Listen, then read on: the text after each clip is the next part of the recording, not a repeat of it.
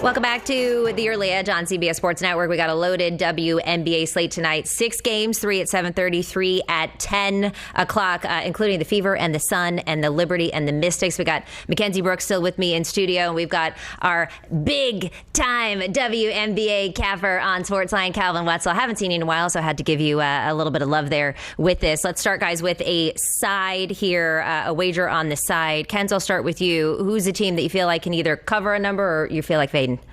So the Mystics are a team that are really young now. They're a really exciting, fun team to watch. I think they're going to have a great season. But they are scrappy and they're young. You know, it's like one of those teams during a regular season matchup where they will give you energy through 4 quarters. They're playing the Liberty, who are coming off a back-to-back. You know, you could see them maybe not playing everyone to their full minutes or full usage. So I just think Washington will absolutely get up for this spot. This is more of a vibes play than a trends in general, but I just feel like 8 points is a lot, especially against the Liberty coming off a back-to-back. Okay, so grabbing the dog here plus the 8 points. Calvin, it looks like you see things similarly.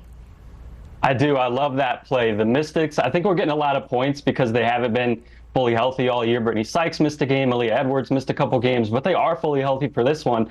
On the other side, you have the Liberty playing their 3rd game in 4 days, back-to-back after a tough win last night in New York, now coming off a travel to D.C. Best case scenario, you get someone ruled out, little load management. Maybe this line closes at 4.5 or 5.5. But worst case scenario, you're still getting, like Ken said, a scrappy team at home getting 3 possessions against what's going to be a very tired New York team. So I love getting the 8 here.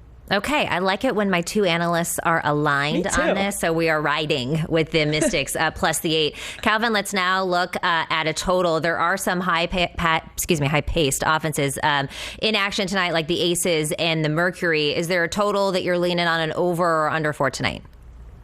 We're going with under in the Minnesota-Phoenix game, under 158.5. Earlier this week in the Early Edge, I took under 157.5 in Minnesota's last game.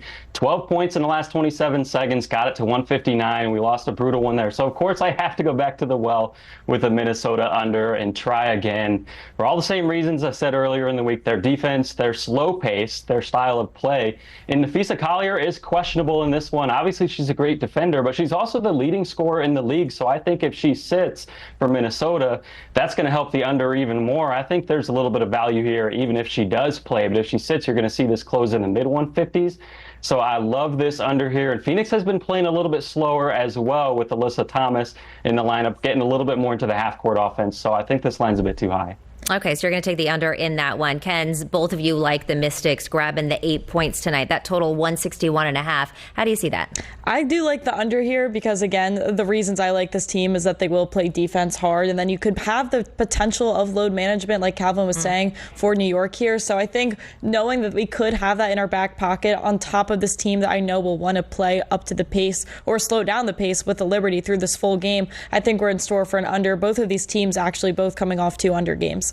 All right, let's move to the prop market with my prop princess over here. You hit your prop last night on primetime pregame. So who are we liking today? So I was going to the Fever, obviously with no Caitlin Clark, and they're still trying to get their feet under them. I mean, this is a team that only put up 77 points earlier this week, which is pretty tough.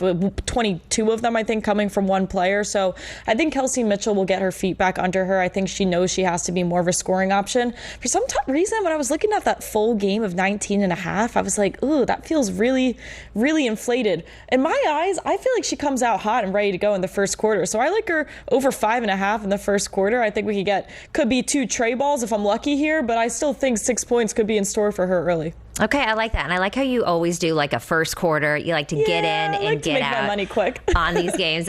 Calvin, obviously she's leaning on the fact that Caitlin Clark is out for the Fever. When I look at your prop here with Aaliyah Boston, is that kind of why you're taking an over with her as well? Yeah, well, I'm actually going under with her. I think it pairs really well with Kelsey Mitchell's over, actually. So I think you could put those two together in a little same-game parlay if you wanted. I think Kelsey Mitchell, like Ken said, is the player who's basically soaking up all of that Caitlin Clark usage and the extra shot attempts, the ball handling duties. Aaliyah Boston, I think, is not. So I'm going with under 15.5 for her. When you look at the last year plus that she's played with Caitlin Clark, her usage goes down a lot with Caitlin Clark on the bench or off the court. Her true shooting percentage goes down a lot. And when you look at how they play with that two-player game, I mean, Caitlin Clark is setting her up on the pick and rolls. Caitlin Clark's gravity is preventing those doubles in the post. Now, all of a sudden, Aaliyah Boston isn't getting those same passes. She's not getting those same single coverage looks. So it's just a lot tougher for her. And in that first game the other day without Caitlin Clark, she only took 5 field goal attempts and went way under this. I think that's a sign of things to come for the next couple weeks until Clark returns. So I'm taking the under on Aaliyah Boston. That's so interesting and an angle that I didn't think about, Calvin, because I just thought Aaliyah Boston is another star on this team, that she would be doing better without the production from Caitlin. But to your point, Caitlin is such a good facilitator of the ball as well. So it's going to hurt everybody in that aspect. Let's move and look at some WNBA title odds. I know we're still very early in the season here. According to our friends over on BetMGM, I believe the Liberty, do we have a full screen of this? Liberty, yeah, there it is. Liberty are the favorites here at plus 155, followed by the Lynx at plus 320. And then that Fever, I mean, Caitlin Clark has said championship is the goal here at plus 450. Calvin, when you look at this, is there a long shot or anyone interesting to you that would be good to fire on now? I think the Lynx is where I'm looking here at plus 320. That's basically been the team that I've been on all year, and I still think that's the look. After what happened to them at the end of last year, losing a brutal Game 5 in the finals, where maybe a call at the end of regulation didn't go their way, tough overtime loss, and they bring that whole core back. Now Kayla McBride is back in the lineup and healthy. This is a team that's kind of on a revenge mission, and like I said, Napheesa Collier, the leading scorer in the country, and now the MVP favorite, now that Caitlin Clark is hurt. I think this is their year, and this is kind of where the stars are aligning. It's a run-it-back year for them and try to get over that hump. So you could wait maybe if Napheesa Collier is out tonight and they lose their first game of the season. Maybe there's an overreaction and you get a little bit of a better line, but I do think that the Lynx are the team where I would be looking.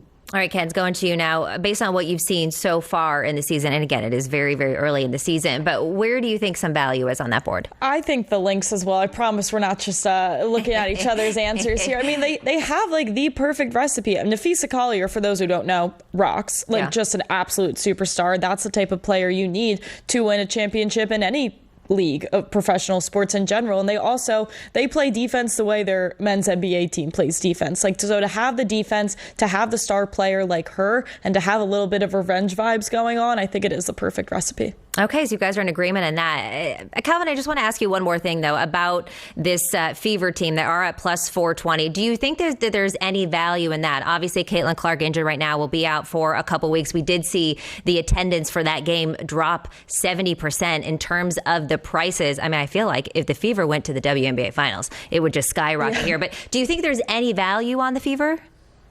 I would probably stay away from that for now. You can see what happens to it in the next couple weeks as Caitlin Clark is out, because like Ken said earlier, they scored 77. They didn't look great in their first game without her. We'll see how they look in the next few games. But if they do continue to drop some games, it's possible that that's a line that you see move up as well, maybe to plus 500 or so. Even though obviously long term they're going to be fine and get Caitlin Clark back, if they drop in the standings a little bit and it looks like they might have a shot to have to go on the road in the first round because of piling up some losses, you might get a little bit longer odds. So there might be a time to buy in at some point when Caitlin Clark comes back, but I'm not sure if now would be the time. I think it's tough with such a superstar. I mean, you could see this in any league. They're like, the Cowboys of the NFL, the Lakers of the NBA. Like, odds makers know they can set lines a certain way. I don't think they should be as short of odds as they are right now, but they know they can get people to bet that way. So I always say with the Fever in general throughout the summer, bet with caution. A lot of these props will be inflated. A lot of these spreads will be inflated.